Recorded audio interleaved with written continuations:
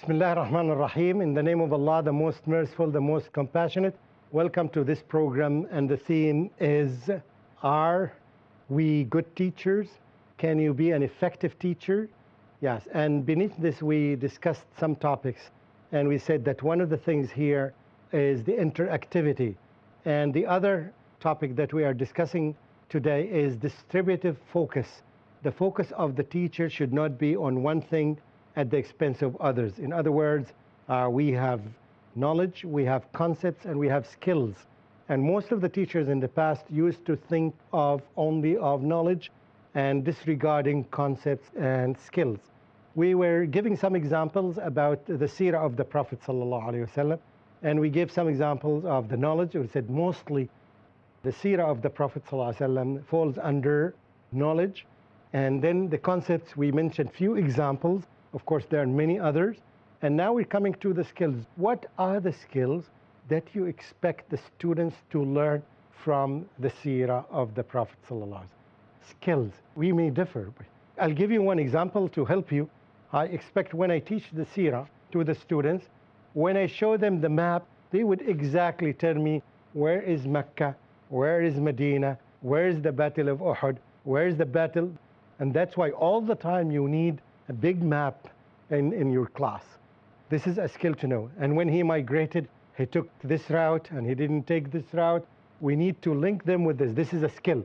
And this requires, for example, a map all the time. Yes, you can use it, of course. The internet, big screen, that would be wonderful. Otherwise, you can get a map.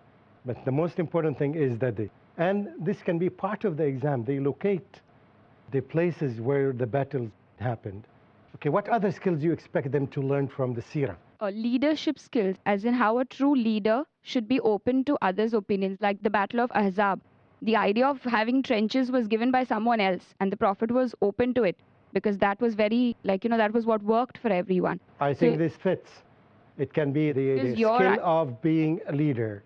Your idea of a leader need not always be binding. You need to be open to what others have to give. I think this can be one of the skills of learning seerah. Yeah, okay?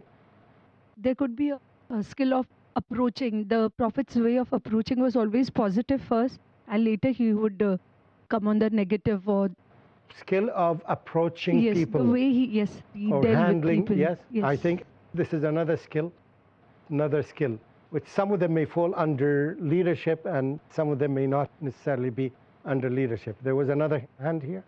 Skill of being a good husband. Skill of being a good husband. I think there is a message here. Yes.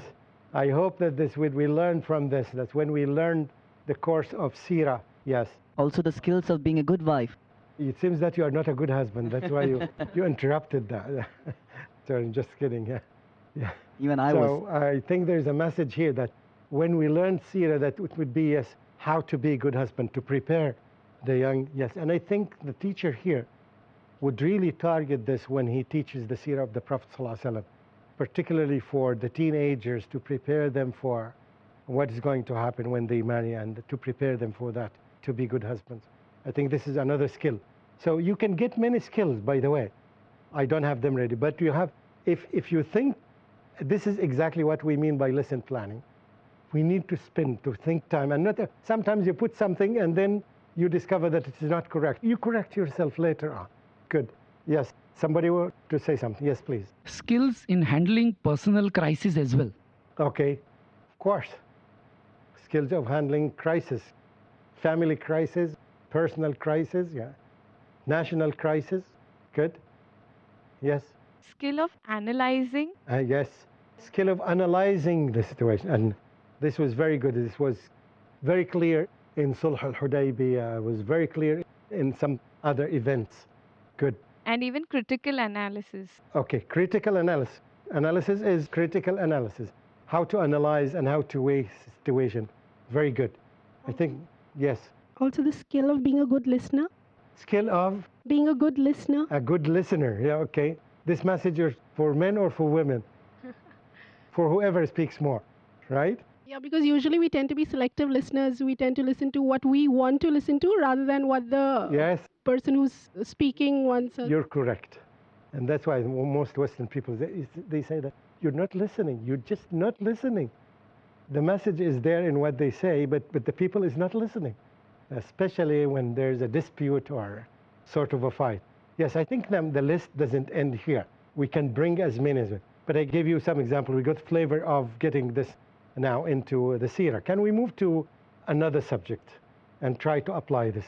Let's take a subject that we didn't discuss before. How about aqeedah? Where do you think that the focus is? Is it on knowledge or concepts or skills? Aqeedah, huh? Concept. Concepts, and I think concepts and knowledge. Okay? Because in knowledge, you said that Allah is Al-Ghafoor, Ar-Rahim. All these are some information about Allah subhanahu wa ta'ala. You need to have concept. Okay, let's begin from the left. Okay, here, the skills. What are the skills that are needed in a subject like Aqeedah? It's not necessarily that there are many, but when we explore them, we may find some. Skill in Aqeedah, person is skillful in Aqeedah. What is the skill that you think that we can find in Aqeedah, in teaching Aqeedah? It's not an easy question, by the way. What is the skill? You Yes, can have please. a reasoning skill because The it's very reasoning important. skill. The reasoning skill. Can you give me an example? I'm not expert in Aqeedah, so somebody may send emails to me. Can you give us Even your I'm not an email? expert, but inshallah I'll try. For example, not everything in Aqidah fits into logic. So you cannot explain Aqidah by plain logic. So you need to have a reasoning mind so that you can, circumvent the limitations that you have while explaining it through logic. And even for reasoning, it can help us that why is this Aqidah, which is there in Islam, why is it the right one, and why is the Aqidah which is there in the other Be one? careful when you say that Aqeedah does not fall under plain logic. Can you give me an example? What example is that would make you think that Aqeedah does not fall under logic? For example, when we say we have the Aqidah that Allah subhanahu wa ta'ala, He has hands, and even we have hands. So, but when we say that His hands are not like our hands, and when you try to explain it through logic, sometimes you can't explain it as clearly as you could have by using reasoning. When we say that, okay, human beings have hands, right? And the clock has hands, and the hands of the clock are different from the hands of a human being. It's logic. There's no problem in that. Anyway, so I don't want to get into that, but let's rethink of the matter. What skills do we want to acquire when we talk about Aqeedah? Yes? Skills in differentiating between the right and the wrong. Okay, we're coming the skill of differentiating between what's right and what's wrong. Okay, can you tell me how can we reach this from Aqeedah? Like for example, somebody tells us deviated form, or somebody makes a deviated statement, which is very general, which is very common, Okay. especially regarding a dead man. So you Okay. have to look into the creed, whether dead men can hear or they can respond. So that's the skill of differentiating which ayah of the Quran I'll use to understand the creed. If I think of a skill in Aqeedah, the skill of being able to identify the new forms of shirk.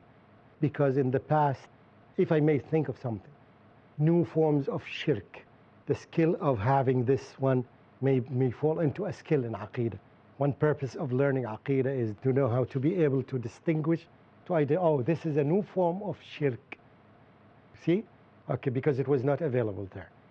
This is one example, and when we come back, inshallah, and you will have a chance to give me some more evidence of the skills that we want to learn from Aqeedah. Don't go away. Stay with us. Assalamu alaikum wa rahmatullahi wa barakatuh. Hush, little baby, breathing so calm.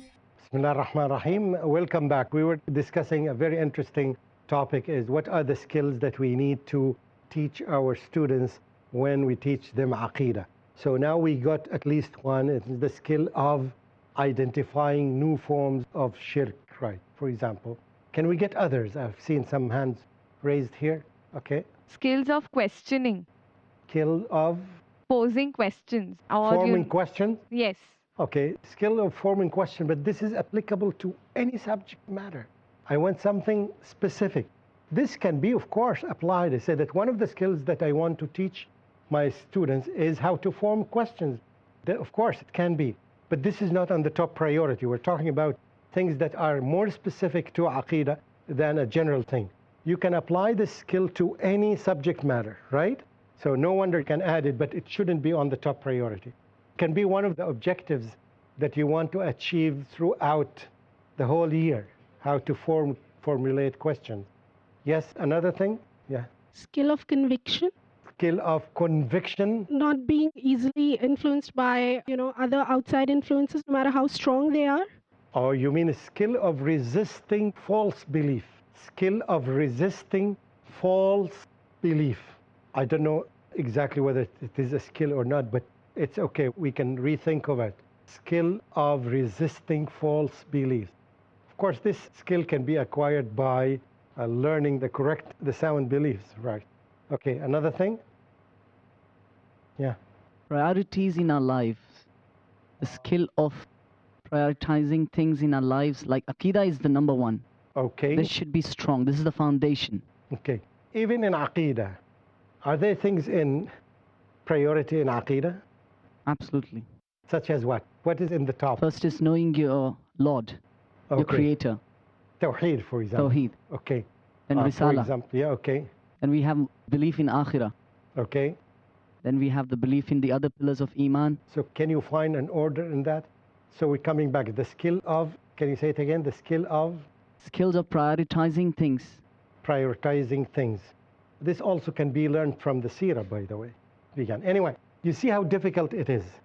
But you have to bear in mind that they are not equal. The amount of knowledge may be too much here in one subject, and maybe, yes, the amount of skills in one subject here, it may be high. When we talk about languages, for example, the skills. All languages are skills, mainly. 95% or more in any language is skills, you see? So it varies from one subject into another. Now, let's move to the last part of each our program here. What would you do now when you go back? Tell me, kind of pledge or promise. What will you do? What will you change in your classroom? Tell me something really very specific. And when I say you will answer I, right? Okay, good. I'd like to hear, please.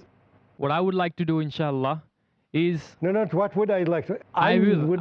I would do this, inshallah. Okay. What I will do, inshallah, yes, is teach the students about Aqidah.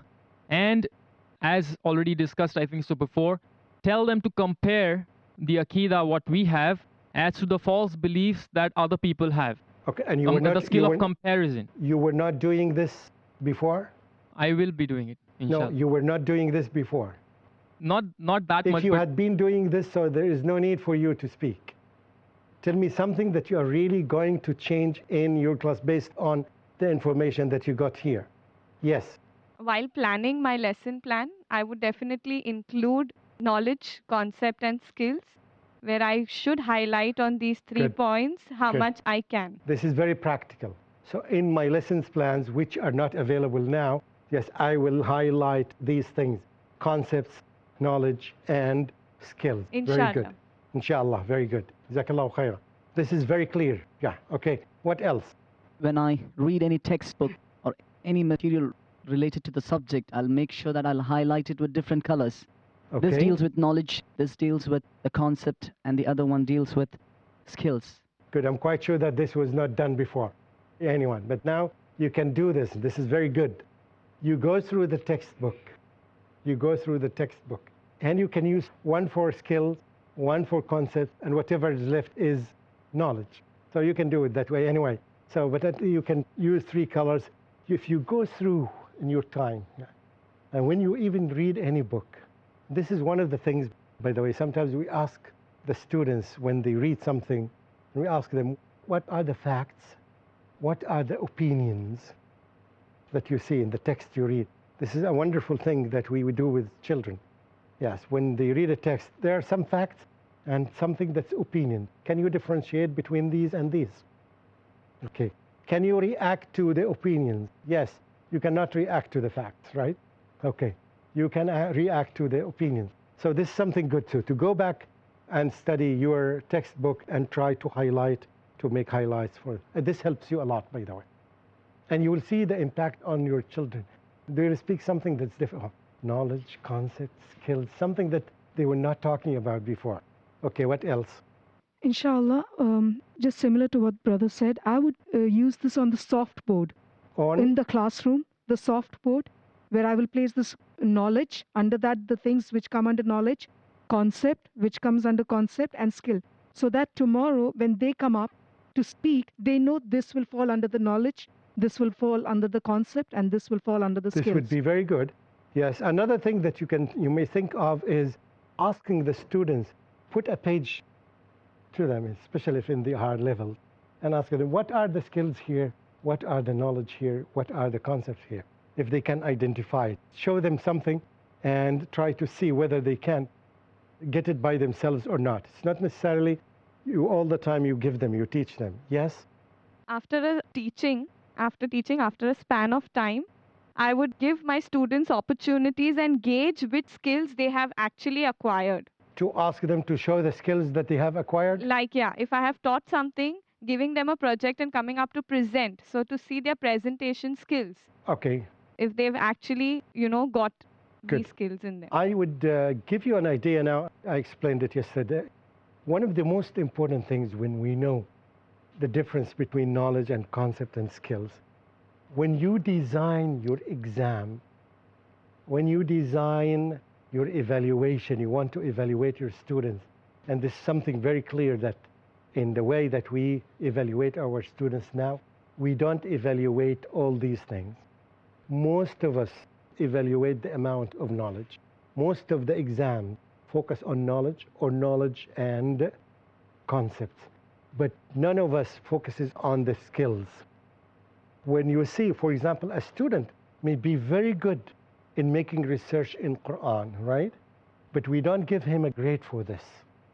So it becomes unfair for us when we evaluate them. That's why we said, yes, the first thing, when you design a diagnostic exam, an exam that's given to a student when he or she enrolls in your school, the best thing is that when you design an exam, yes, that comprises, that includes all these items, knowledge, concepts of the subject, and the skills of the subject, in order to have clear idea about your students. Not all the companions were skillful at the same level of the Quran. Some companions had the skill of memorization. Some of them, like Khalid ibn al-Walid radiallahu anh, didn't have this skill as much as others. So they were different.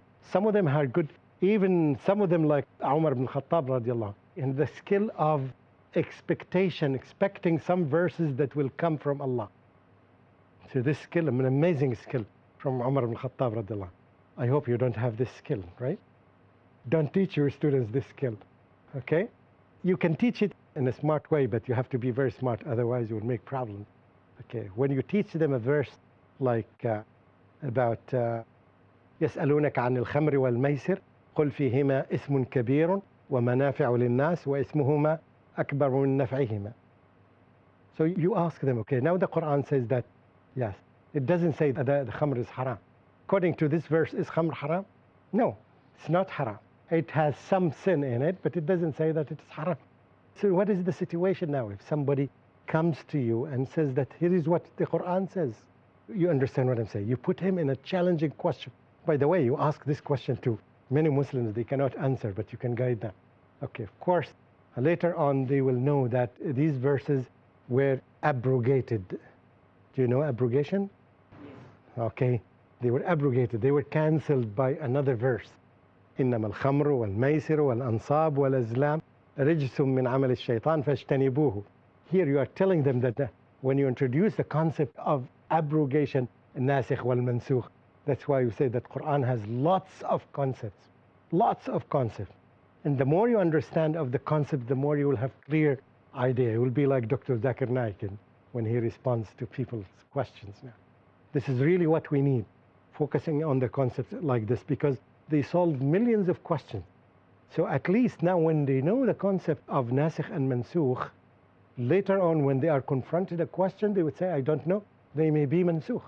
They may be abrogated. I don't know, but I have to make search. and they will start asking questions, asking scholars and referring to. So this is another thing that you pay attention to. Now, we have 2 minutes left, and I am so merciful. I will give you the opportunity to ask me some questions in these 2 minutes. Okay. Or I'm so democratic. Yesterday, some people were very sensitive. Okay. Sheikh, you spoke about Nasikh and Mansukh, theory of abrogation. But there is another group of scholars who say that by revealing the verse that which you said of Surah Baqarah chapter 2 verse 219, which talks about being more harm in alcohol than the benefit, it still holds true even today. So there is nothing of cancellation kind. Then the next verse that which was revealed was Surah Nisa chapter 4 verse number 43. La taqrabu salata wa antum sukara. That do not approach prayer in the state of intoxication, which holds true even today. And then the final revelation came of Surah Ma'idah chapter 5 verse 90. Ya ayyuhalladhina amanu innamal khamru wal maisir wal ansabu wal azlamu ritsu min amali shaitan. Okay, which makes it which forbidden. ayah should I go with? The final ayah holds true for making it haram. But the 2 ayahs that which were revealed before holds true even today. There is some benefit in alcohol even today, but the sin is more. We should not drink alcohol while you're approaching Salah. No, if somebody said a statement that this verse does not say khamr is haram, can you say that this is wrong? We take the Quran as a whole. Anyway, it's a good comment. Thank you. Okay, let's get another question. Silence is gold, I know. Any question? Any comment? Please, pass. Yeah. As when we were doing the discussion on Quran, and we just said that in skills, we were talking about dawa, that dawa cannot come under skills. So I just wanted to ask, can it come under the category of concept when we are doing teaching about the Quran? Okay. The time is over now, and I think we will assign a specific session for the issue of da'wah, and we can classify what concepts that we need and what part of knowledge that we need, inshallah, in our da'wah. Jazakumullahu khairan. Thank you. Inshallah, we'll meet in a new episode. Wassalamu alaikum wa rahmatullahi wa barakatuhu. Little baby, pure and small, He created you, He created us all. Hush, little baby, don't you fear, we're never alone when Allah's so near. Hush, little baby, breathing so calm, He'll protect us all and keep us from harm. Hush, little baby, still and serene, you are a Muslim, Islam's your deen. Hush, little baby, pure and small,